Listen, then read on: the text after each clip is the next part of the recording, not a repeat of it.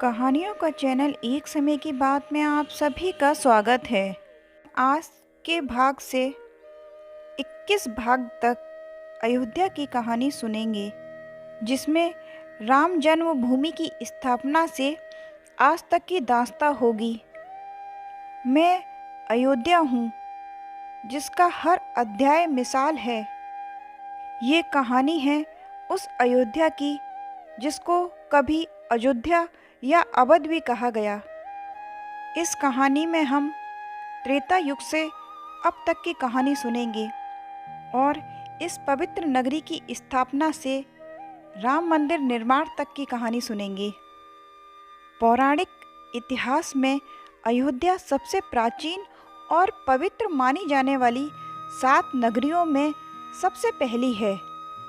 ये 7 नगरियाँ अयोध्या, मथुरा, माया यानी हरिद्वार, काशी, कांची, अवंतिका यानी उज्जैन और द्वारका हैं। अयोध्या का सबसे पहला वर्णन अर्थवेद में मिलता है। इस वेद में अयोध्या को देवताओं की नगरी बताया गया। अष्टचक्रा, नवद्वारा, देवनाना, पुरोध्याया। देवताओं की नगरी कदाचित इसलिए कि ब्रह्मा के मानस पुत्र मनु ने इसकी स्थापना की। माना जाता है कि इसका निर्माण भगवान विष्णु की सलाह पर स्वयं देव शिल्पी विश्वकर्मा की देखरेख में हुआ था। स्कंद पुराण के अनुसार अयोध्या भगवान विष्णु के चक्र पर विराजमान है।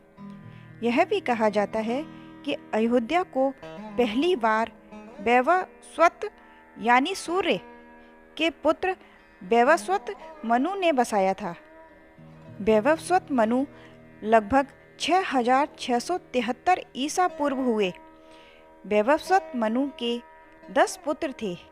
इनमें ज्येष्ठ पुत्र इक्ष्वाकु के कुल का सर्वाधिक विस्तार हुआ। इक्ष्वाकु ने अयोध्या को अपनी राजधानी बनाकर भारत के बहुत बड़े भाग पर राज किया। इक्ष्वाकु के 3 पुत्र थे, कुक्षी, निमि और दंडक। कुक्षी कुल में भरत से आगे सगर, भागीरथ, कुगुत्सथ, रघु, अम्बरीश, ययाति, नाभाग, दशरथ और श्री राम हुए।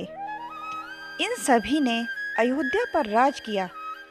पहले अयोध्या भारतवर्ष की राजधानी हुआ करती थी, बाद में हस्तिनापुर हो गई।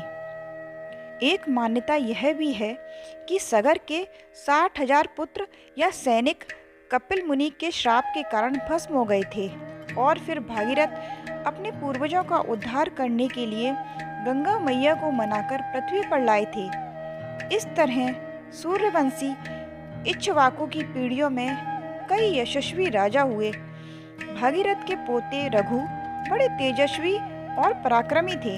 यही कारण था कि इनके बाद इस वंश का नाम रघुवंश या रघुकुल हुआ और इन्हीं के नाम का दोहा बहुत प्रचलित हुआ। रघुकुल रीति सदा चली आई, प्राण जाई पर वचन न जाए।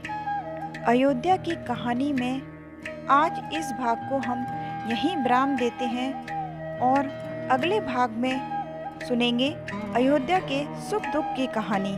तो मिलते हैं अगले भाग के साथ। जय श्री राम।